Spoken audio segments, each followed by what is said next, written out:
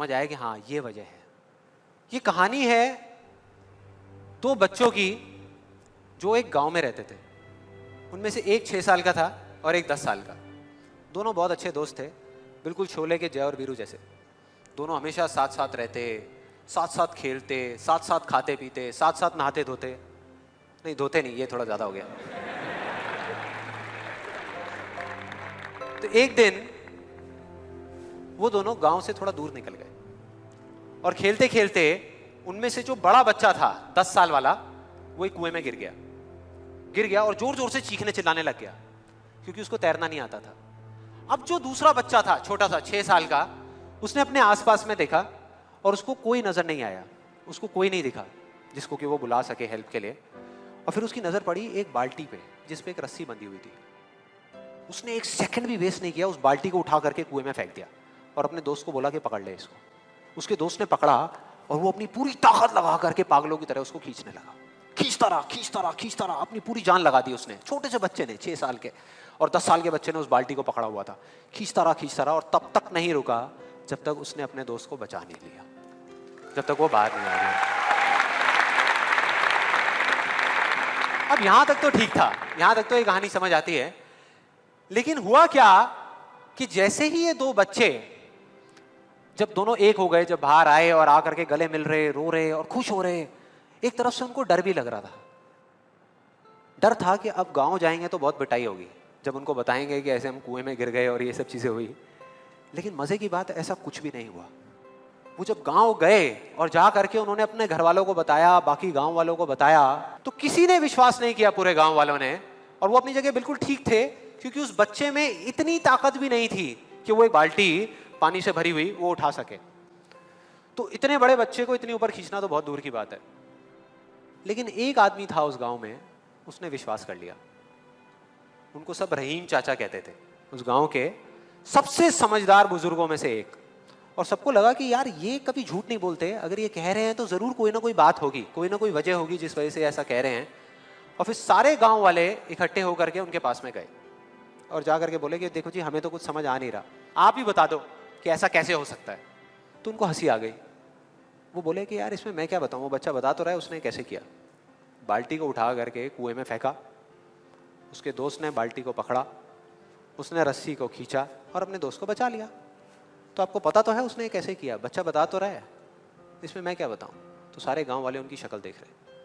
फिर कुछ देर बाद वो बोले कि सवाल ये नहीं है कि वो छोटा सा बच्चा ये कैसे कर पाया, सवाल ये है कि वो ये क्यों कर पाया, कि उसके अंदर इतनी ताकत कहां से आई है। और बोले इसका सिर्फ एक जवाब है, सिर्फ एक, कि जिस वक्त उस बच्चे ने ये किया, उस टाइम पे उस जगह पर दूर दूर तक कोई नहीं था उस बच्चे को ये बताने वाला कि तू ये नहीं कर सकता।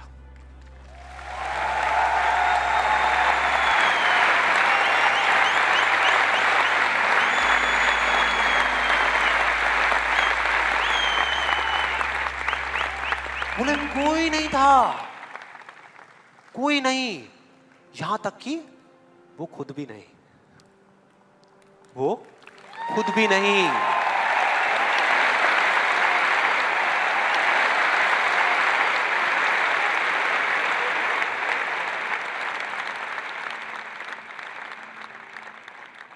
अब मैं आप लोगों से पूछता हूं कि अगर कुछ ऐसा हो जाए, अगर आपको भी उस बच्चे की तरह किसी की आवाज सुनाई ना दे जो आवाजें आपको रोकती है, ना किसी और की ना अपनी, तो क्या होगा?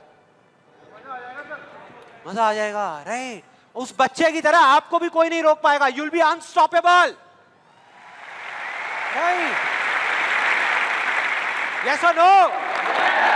यस और नो? यस और नो? थियोरेटिकली तो ये बात बहुत अच्छी लग रही है सुनने में, लेकिन अगर हम प्रैक्टिकली देखें तो सिर्फ यस बोलने से काम नहीं चलने वाला। ये आप सबको भी पता है और मुझे भी पता है। ये जो अनस्टॉपेबल बनने वाला काम है, उसके लिए क्या करना पड़ेगा? 2 दीवारें तोड़नी पड़ेगी। 2 दीवारें, पहली बनी है दूसरों की आवाज की, कि आपके ऊपर दूसरों की आवाजों का असर होना बंद हो जाए, और दूसरी आपकी खुद की आवाज। ये ज्यादा बड़ी दीवार है। तो अब देखते हैं कि इस पहली दीवार को कैसे तोड़ना है। उस कहानी में उस बच्चे के आसपास में कोई नहीं था उसको रोकने वाला, लेकिन क्या रियल लाइफ में ऐसा होता है? यस और नो? नो। क्या होता है कि हम एक काम करने की सोचते हैं, करना शुरू भी नहीं करते, सिर्फ सोचते हैं कि हमको ये काम करना है, और सामने से 4 लोग आ जाते हैं रोकने के लिए। 4 लोग आ जाते हैं तरह तरह की बातें करने के लिए कि ये नहीं हो सकता।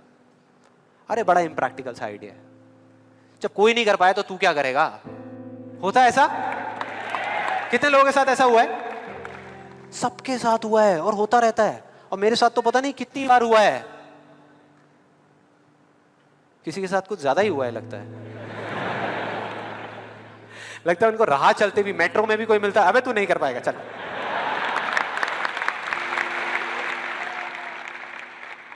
तो अब सवाल ये उठता है कि ऐसे में हम क्या करें? ऐसे में जो ऐसी बातें आपको बोल रहे हैं, ना तो आप उनका मुंह बंद कर सकते हो, ना अपने कान बंद कर सकते हो, क्योंकि वो लोग कोई राह चलते लोग नहीं होते, वो आपके अपने होते हैं। आपके अपने फ्रेंड्स हैं, रिलेटिव्स हैं, आपके घर में हैं, आपके ऑफिस में हैं। तो मैं आपको ये नहीं बोल सकता कि आप क्या करो ऐसी सिचुएशन में, लेकिन मैं ये बता सकता हूं कि मैं क्या करता था। जैसे ही कोई बोलता था मेरे को, या आज भी अगर बोलता है कि ये नहीं हो सकता या तू ये नहीं कर सकता, तो मैं ना चुप रहता हूं, ना उनसे लड़ता हूं। मैं सिर्फ एक वर्ड में उनसे एक सिंपल सा क्वेश्चन पूछता हूं, एक वर्ड में, क्यों? क्यों नहीं कर सकता? क्यों नहीं हो सकता? और जैसे ही मैं ये करता हूं उसके बाद बहुत मजा आता है। आप कभी करके देखना, बहुत मजा आएगा। 90% लोग ऐसे मिलेंगे आपको जिनके पास में इस क्यों का जवाब ही नहीं होगा। जवाब ही नहीं होगा।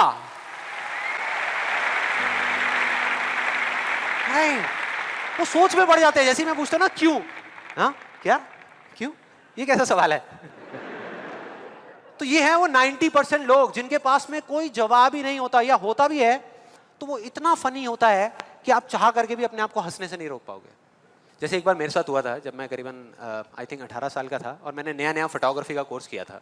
तो हमारे घर में एक छोटा सा फंक्शन चल रहा था, और वहाँ पर मैं अपनी मदर के साथ और फादर के साथ में खड़ा हुआ कुछ बातें कर रहा था। इतनी देर में एक सामने से आंटी आई और आकर के बोली, संदीप। हाँ जी आंटी। बेटे क्या नया चक्कर चल रहा है तेरा आजकल? मैं डर गया। मैं मन ही मन सोच रहा, मैंने कहा इनको कैसे पता लगा मेरे नए अफेयर के बारे में? मैं और ही चला गया।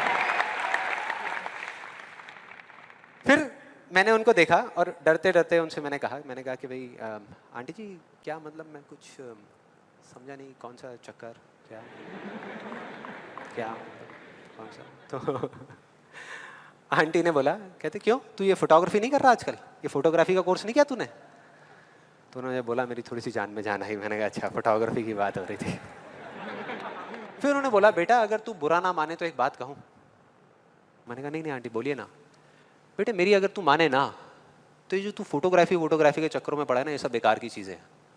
इससे अच्छा ये है कि तू कोई और ढंग का काम कर ले या अपनी पढ़ाई लिखाई में ध्यान दे। मैंने वही किया जो मैं हमेशा करता था। मैंने कहा क्यों आंटी जी, आपको ऐसा क्यों लगता है कि मेरा फोटोग्राफी में कुछ नहीं हो सकता, ये फोटोग्राफी बेकार की चीज़ क्यों है? तो उन्होंने जवाब दिया कि मेरी बहन का बेटा भी गया था बॉम्बे यही सब करने के लिए जो तू कर रहा है, और उसको 4 साल हो गए धक्के खा रहा है, उसका कुछ नहीं हुआ अभी तक।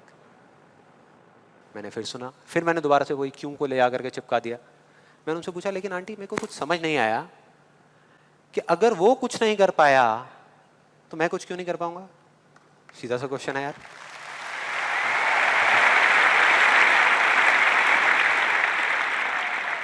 वो थोड़ी सी इरिटेट हो गई, लेकिन उसके बाद जो उन्होंने बोला, उस दिन मेरा कम से कम 10 किलो खून बढ़ गया होगा हंसते हंसते। उन्होंने गुस्से से मेरे से पूछा, कहते तेरे कितने % आए थे 12th में?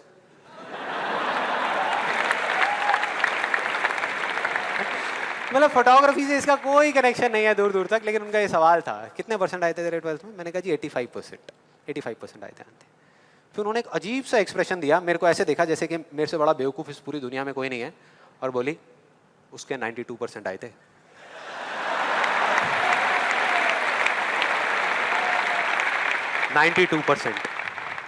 अब बोल। मैं कहा अब क्या बोलूं? अब बोलने को आपने छोड़ा क्या है? क्या कोई है जो ऐसी बातों को सीरियसली ले सकता है?